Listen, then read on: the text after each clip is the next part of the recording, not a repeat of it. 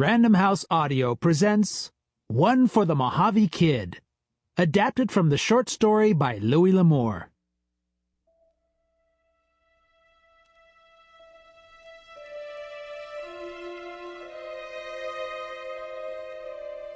Before the railroad came, Hinkley, Texas was a dusty little cow town. Just a saloon and general store to serve the three neighboring ranches, owned by Burton Holdstock and his two sons. Then the surveyors arrived, and all too soon came the track layers, train crews, accountants, and company executives. The railroad brought 2,000 new people to Hinkley, and 1,000 more came after them. They were the merchants and the saloon owners, the prostitutes and gamblers, the con men and the thieves. They all came to service the railroad workmen and to separate them from their money. Needless to say, there was crime, so the local merchants decided to appoint a marshal.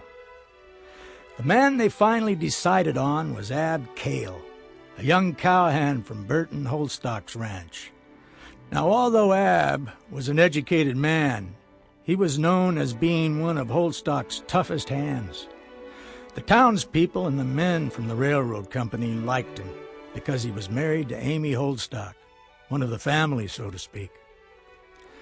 Marshal Kale's first official act was to post a notice at either end of Main Street that, starting the first of the week, anyone with a current arrest warrant from anywhere would be locked up and held for trial. Now, this was not common practice at the time. Usually, peace officers only enforced laws that had been broken within their jurisdiction and closed their eyes to crimes committed elsewhere. Ab, however, wanted to run the criminals out of his town, and he wanted the potential troublemakers to go with him. Hinkley was not going to be one of those wide-open railhead towns anymore. No one paid much attention to this new ordinance until Monday morning, when the new marshal began rousting men who matched his wanted posters out of bed and throwing them in jail. In the days that followed, he had several gunfights, and several men were buried on Boot Hill. In the weeks and months that followed, Hinkley became a much quieter place. Eventually, work on the railroad progressed far enough so that construction crews were moved on to another town. Hinkley was still and would always be a railroad town, but the marshal's job became easier. Then Ab got a new wanted poster in the mail. It was for a man wanted for robbery and murder. He knew that because of his decision to enforce all arrest warrants, he would have to try to arrest this man if he ever came to town. He also knew that due to the man's reputation, Ab would probably have to kill him. Because of his marriage to Amy Holdstock, it was a situation that would haunt Ab Kale until the day another young man, Riley McLean, came to town.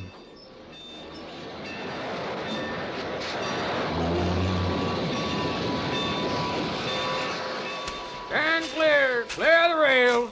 Evening, Marshal. Out for a stroll? Just checking for vagrants. Have a good evening, Marshal. Yard's all yours. Make way! Clear the rails!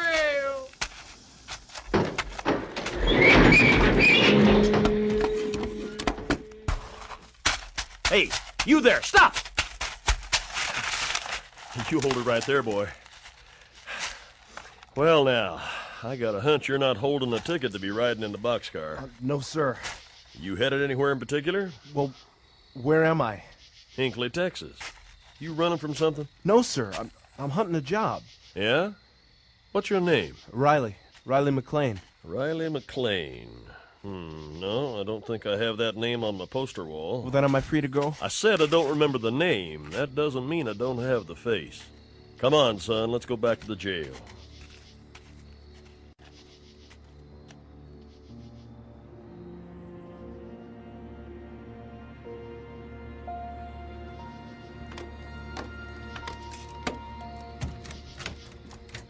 In here. Marshal, I know what I did was wrong.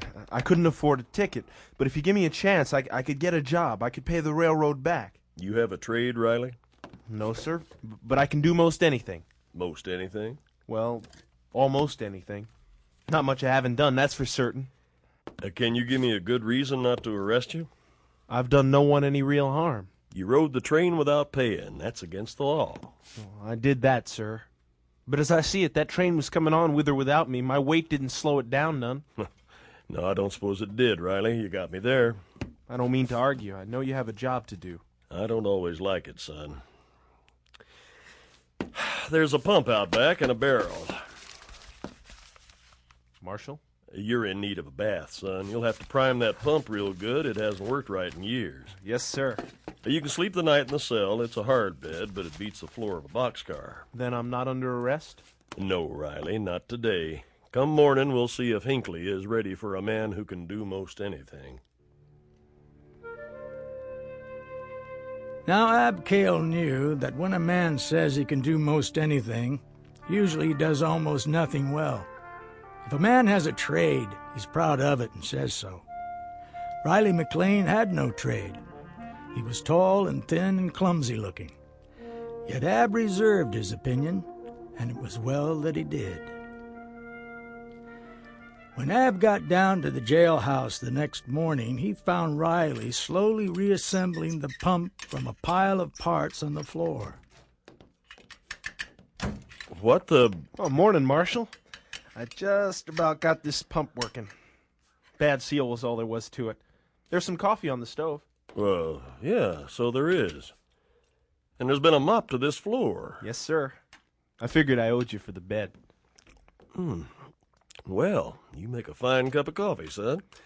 You think you can mend harness? Well, yes, sir. Well, Ed Crowley has some work to be done over at the livery. You can start this morning. Now? After you get my pump back together.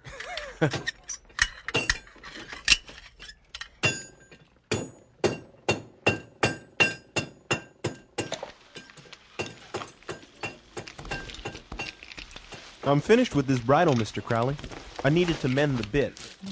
You have the blacksmith do this? No, sir. I did it myself. I hope you don't mind my using your tools. Oh, that's a fine job, Riley. It's real fine. You thinking of staying on here in Hinkley? I'd like to. Well, there might be a job with John Holdstock. The marshal wanted me to send you on over.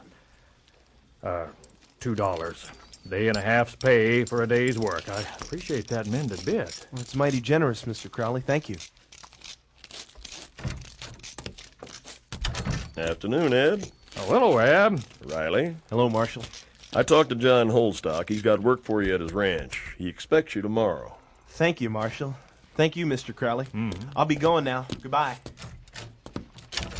How'd he take, Ed? He's not afraid to put a hand in, that's for sure. Fix this bit right here in the shop. Smith couldn't have done a better job. Well, that's fine. Real fine. So now we'll see how long it lasts.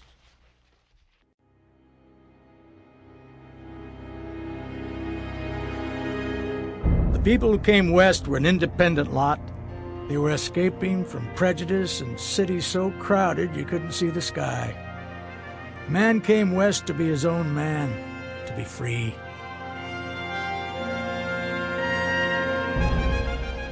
Ab Kale understood that. So, as Marshal of Hinkley, he walked softly. He kept the peace by taking care of things before they got out of hand. He was liked because he didn't let the law become a problem. He was testing Riley McLean by handing out all the hard work he could find. He figured Riley would become a member of the community or hop the next freight out of town. Either was better than locking him up.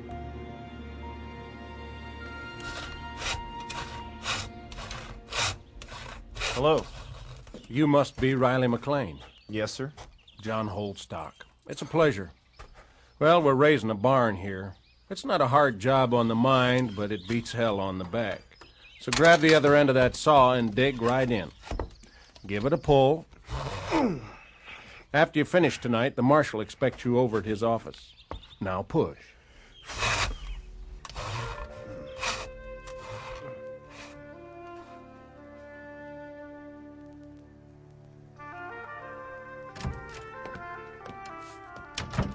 Evening, Riley. How are you? I'm fine, Marshal. My hands are blistered, but my spirits are up. Axle grease. Sir? For your hands. Oh, right. Sample complete. Ready to continue?